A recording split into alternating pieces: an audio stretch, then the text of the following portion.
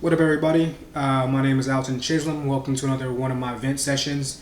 Today's episode might be a little spicy. Got a few notes over here. I've had a couple conversations that inspired this vent session with my family members and some of my friends that are in tech. Specifically, they're black and they work in tech. And they felt like I needed to touch on like some emotional issues that happen when you're working as a black person in tech. So the first point I want to touch on is underrepresentation, right? There's not a lot of black people in tech, right? It's just very rare. I can bring it all the way back for me to college, right? Like I was often the only black person in my computer science classes. I think at one point we peaked at like 3 people that were black, and it was just kind of like wild for me to see. During graduation, I think I was in my class, my specific year. I'm pretty sure I was the only black person that graduated in computer science from my university. So that was tough. And dealing with that, like going through undergrad and then grad school, was just kind of, yeah, being underrepresented. It was just like you just don't see anybody that looks like you. So it's hard to, relate and to connect with people, right? Because things just don't work the way that you would like to do because you're kind of an outcast, right? It's a completely different culture that you're not used to. So to go on to follow up on that point on the underrepresentation, I wanted to talk about the implicit bias, right? And I think the implicit bias combined with microaggressions definitely happen in the tech workspace, in the tech college space, and I plan on touching on all those. So first, I'll bring it back to college for me. There was a particular class that I had to take where it was my first time ever having a subjectively graded class, and I didn't even know what that meant, right? So I'm like, you do your work, you do well, you on your individual assignments, you do well on your group assignments, like you get the grade that you deserve based on the work that you did. So subjective grading was more, oh no, we kind of give you a grade based on how we think you feel, how we feel. And I'm like, that's crazy, right? So I get my grade, and this is the first time I've ever failed a class. So I'm like, yo, what is going on here? Like, how the hell did I fail the class? And so I'm trying to talk to the professor, and the professor is threatening me, telling me that I'm threatening him. And like, I'm like, okay, this is just crazy. So I got this white professor that's telling me that I'm threatening him when I'm trying to figure out how I got an F in a class where I ace all my individual assignments. I'm like, yo, this is fucking wild, right? So I'm like, you know what? What sucked though is this is the only teacher who taught this class. Like I could not take that class with anybody else. So the second time around, I'm like, okay, there's no way this is gonna happen again. This time I'll fall into the subjective grading. Like I'll speak out more, I'll raise my hand more, I'll do all that, and it happened again. I'm like, okay, this is a wrap, right? And so this time around, I involve the ombudsman's office, and I also talk to my classmates, and I'm like, I literally wrote most of the code for this project, like literally wrote most of the code for the project, and so I'm like, this is crazy to me. And I'm like, so my classmates stood up for me, and he changed my grade from an F to a C. And I was like, you know what? I'm passed. I'm getting the fuck out of here, because I definitely don't want to deal with this shit. Like, this just doesn't make any sense. So struggled that way, got through that. And then a similar situation happened in grad school, in the first quarter of grad school. Like just the implicit bias on subjective grading, and I realized I'm not, as a black person, you're just not meant for classes that are involving subjective grading, right? It's like you give me an exam, I ace my exam, that's what the grade I should get, right? Or if I fail the exam, that's what I should get. This subjective grading is just not meant for us, and I think all that implicit bias that's combined with the way other people view us and look at us is going to have continued effects, right? And then if you move that into my project that I had to do to get out of undergrad, I actually missed a step, but I had to get out of undergrad. I remember very explicitly sitting in a meeting, and we're with a client. It's a senior project, and we're all sitting in the meeting. Everyone's taking notes. We're talking. I'm not taking notes because at this point in time, I have a steel trap memory. Like it just everything is there. So I get reported to the professor with the class that I am not actively engaged. I'm not paying attention, and she doesn't think that I deserve to pass the class. And this is a white woman, and I'm like, yo, what? And so the professor sits me down, and he's asking me questions about the meeting, and I repeat everything back practically verbatim. Like, this is what we talked about. This is the structure. This is what we agreed on. Boom, boom, boom, boom. And he was like, yeah, you clearly were paying attention. Like, these are all the notes that everyone else has, so you were clearly paying attention. I'm like, I just never really needed to take notes, so why? Well, I mean, I guess whatever. He's like, well, for me, just take notes, man. He's like, just take notes, even if you're pretending to doodle and draw on a piece of paper. Take notes, because that's what they want to see. Like, they want to see that you're engaged in the way that they think you need to be engaged. And from that point forward, I kind of took that into account. Like, oh, so this person thinks that, well, I mean, part of it I think is just actually just racist. Like, you look at me and assume that I don't know what I'm doing, or I don't know what I'm talking about, and I don't understand, and I'm not taking notes. And then when it comes down to the profession, it's like, cool. And then we eventually got over that situation in terms of the project.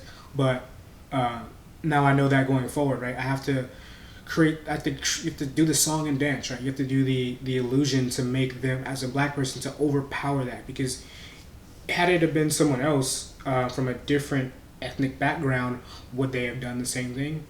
Maybe, but I don't think so.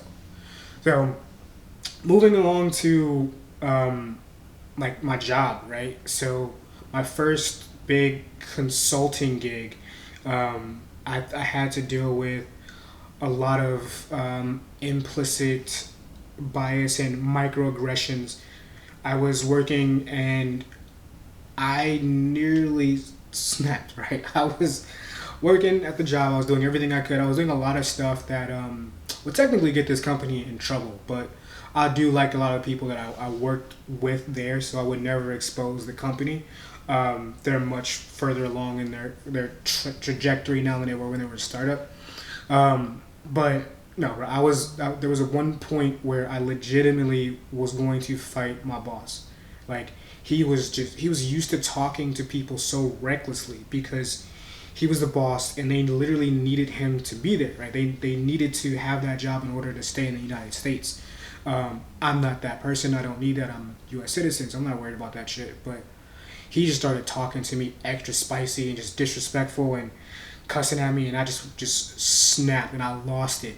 And I like got up and I was like really about to fight this man and just throw it all away because I did not care at all.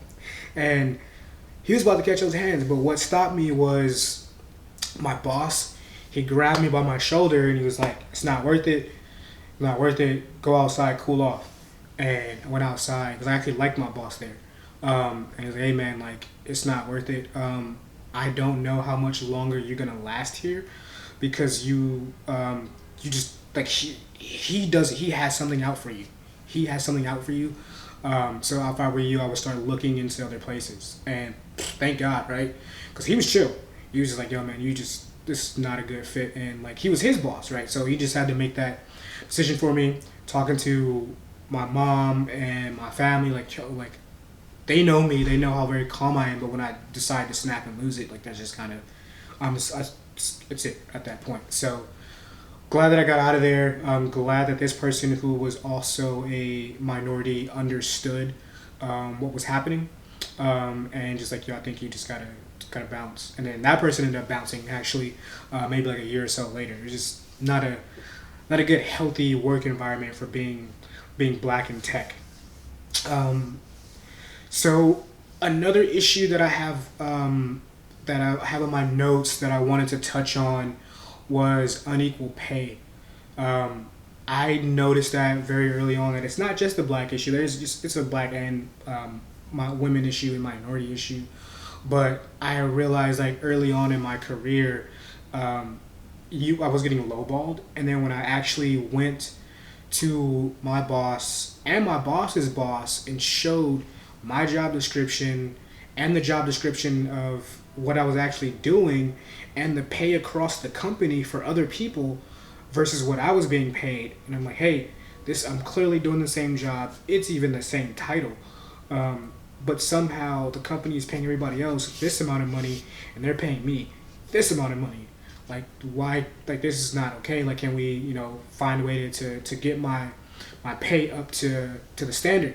And I I was told what's the word for it, entitled. I was told that I was entitled for wanting to be paid what I actually was worth and what they were paying with the other people within the company.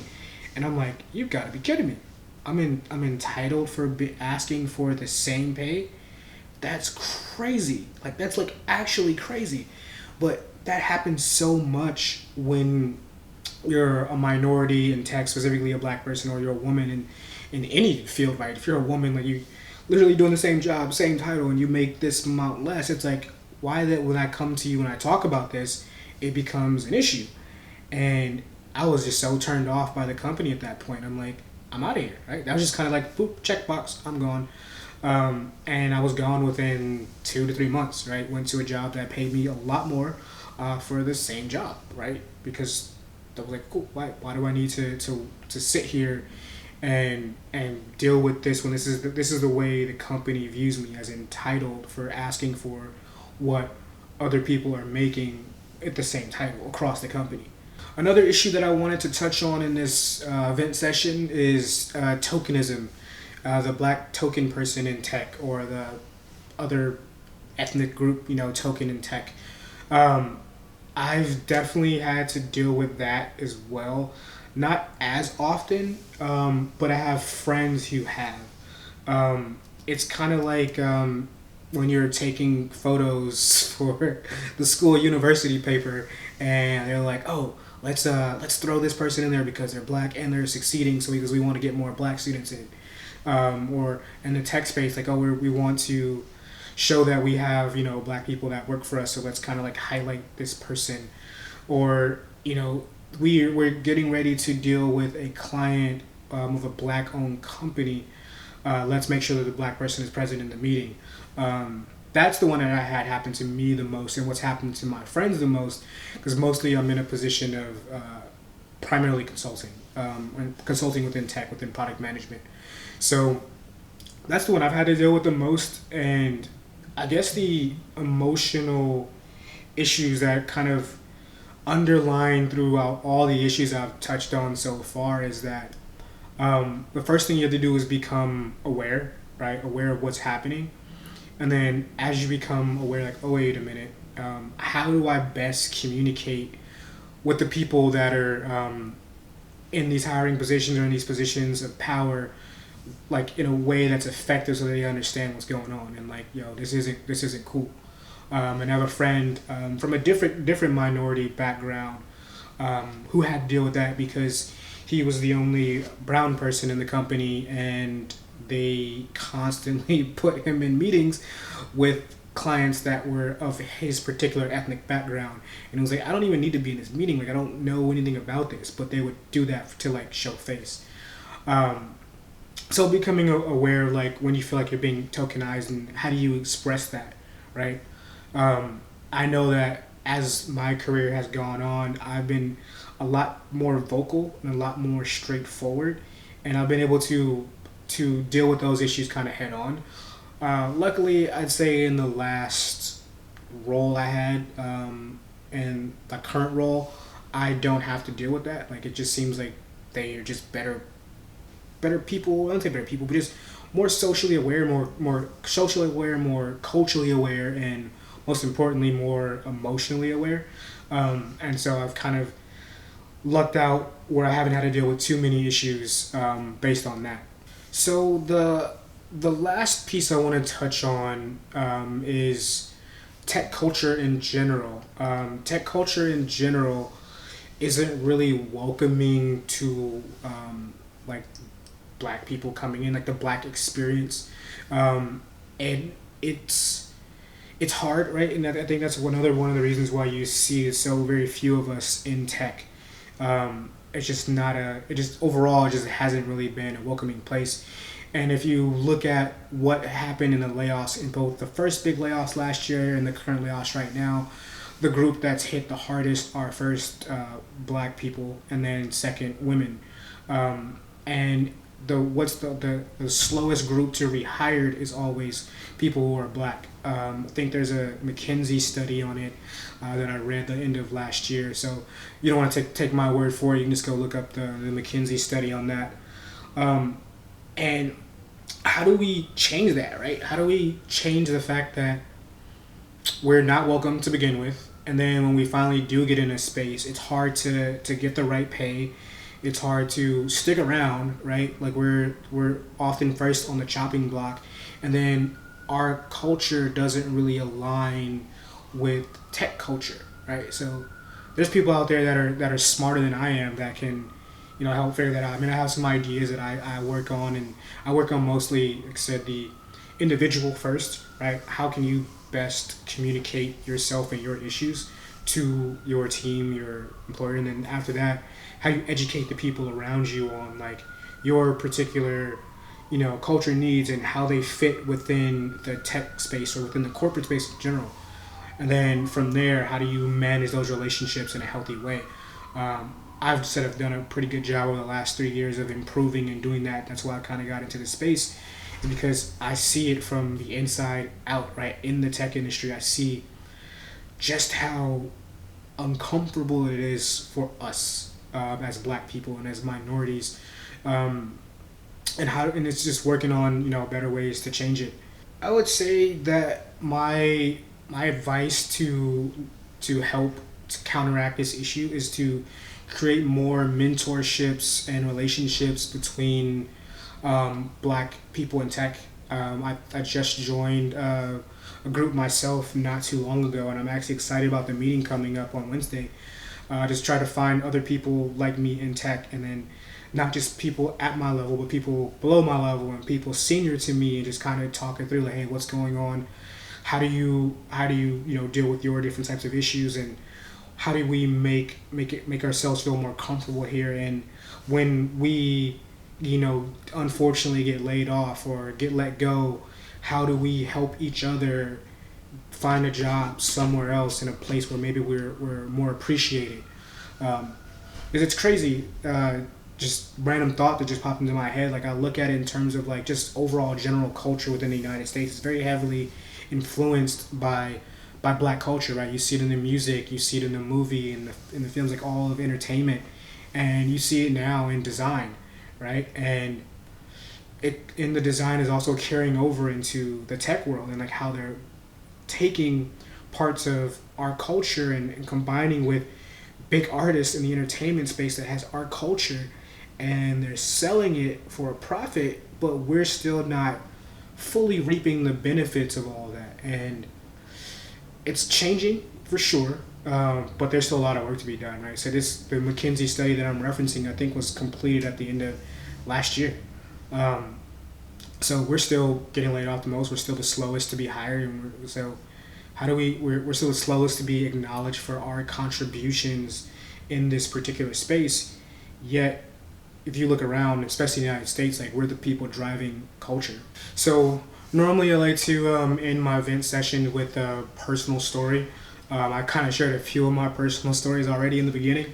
But I would say that the most inclusive culture I think I felt was when I had a black boss, and he was the head tech person. He was the CIO, and I felt like that was the one place where I worked at where I didn't feel like I wasn't understood, and I didn't feel like I was being tokenized, and I felt like I was actually valued for my input. And it helped me a lot within my career, is having someone that looked like me, that wasn't just my boss, but was like everybody's boss within the space. And I'm not even sure how many black CIOs or CTOs there are in the industry, but hopefully we start to see more. I think we know a few of them a few friends of mine that are VP level and SVP level, but I think I only know one person that's a chief. So hopefully it shows that there is a possibility for us within tech, especially for those that are looking to still get into the space. I know the space is kind of ugly right now, but everything needs technology. So I do see it growing. Anyway, hopefully you guys got some sort of value out of this. this was definitely something that was passionate for me, that I got brought up to me by some friends and family members that are currently dealing with this, and they wanted me to talk about it. So I did. Take care. Peace.